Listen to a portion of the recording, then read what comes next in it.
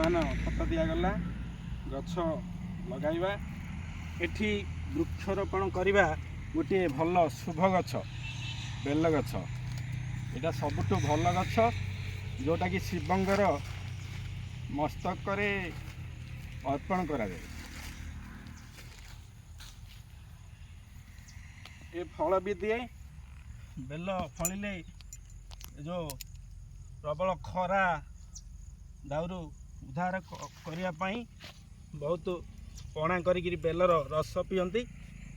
ଫଳ ଦିଏ, ଛାଇ ବି ଦିଏ। ତେଣୁ ଅମ୍ଳଜାନ ପାଇବା ପାଇଁ, ଫଳ ପାଇବା ପାଇଁ, ଛାଇ ପାଇବା ପାଇଁ ଏଇଟା ଗୋଟେ ଆମ ପାଖରେ ଉପାୟ ଅଛି। ଆମେ ଗଛ ଲଗାଇ ପାରିବା। ବାସ୍ ଦେଇଦେବା, ପ୍ରସ୍ତୁତ ହେଇଗଲା।